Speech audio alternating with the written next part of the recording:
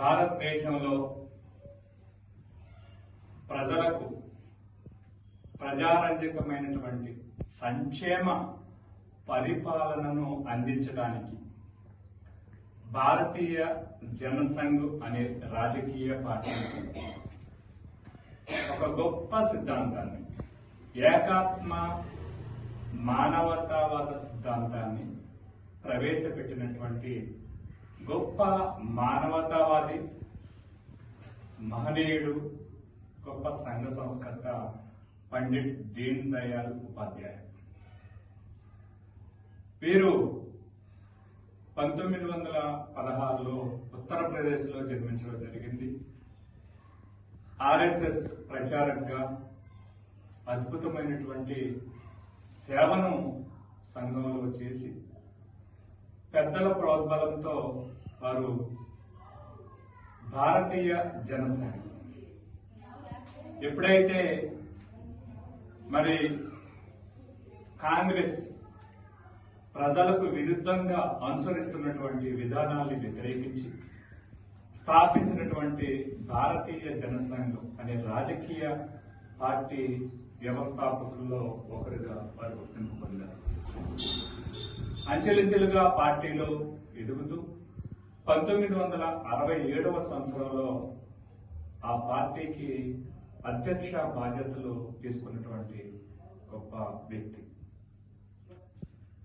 మరి ఏదైతే ఇప్పుడు భారతీయ జనతా పార్టీ ప్రపంచంలోనే అతిపెద్ద రాజకీయ పార్టీగా గుర్తింపు పొందినటువంటి భారతీయ జనతా పార్టీకి మరి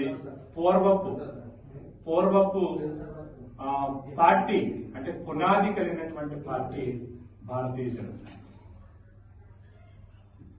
ఇప్పుడు ఉన్నటువంటి భారతీయ జనతా పార్టీ ప్రతి కార్యకర్త, ప్రతి నాయకుడు క్రమశిక్షణ ఏ విధంగా నేర్చుకున్నారు, ఏదైతే వారు చేస్తున్నటువంటి ప్రజా సేవ ఏదైతే ఉందో దానికి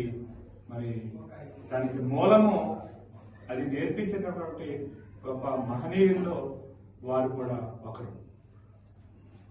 1968 ఫిబ్రవరి 11వ తేదీన వారు దొండగల చేతిలో హత్య గావించబడ్డారు. వారి జీవితం మొత్తం కూడా కేవలం ప్రజా సంక్షేమ పాలన దేశ ప్రజలకు అందించాలి. దేశ ప్రజలు ఎవరైతే చిట్ట చివరన వ్యక్తికి ప్రభుత్వ సంక్షేమ పథకాలు అందాలి అని భావించినటువంటి గొప్ప వ్యక్తి. వారు ఏదైతే అనుసరించారో అదే సిద్ధాంతాన్ని భారతీయ జనతా పార్టీ తరపున, భారతీయ జనతా పార్టీ నేతృత్వంలో ప్రధాని శ్రీ నరేంద్ర మోడీ గారు ఏ విధంగా భారతదేశాన్ని అభివృద్ధి చేస్తున్నారో, ప్రజారంజకమైనటువంటి పరిపాలనను అందిస్తున్నారో మనందరికీ కూడా తెలిసిందే. ఈ సందర్భంగా వారికి హృదయపూర్వకమైనటువంటి ఘనమైన నివాళులు అర్పిస్తూ సెలవు తీసుకుంటున్నాను. ధన్యవాదాలు.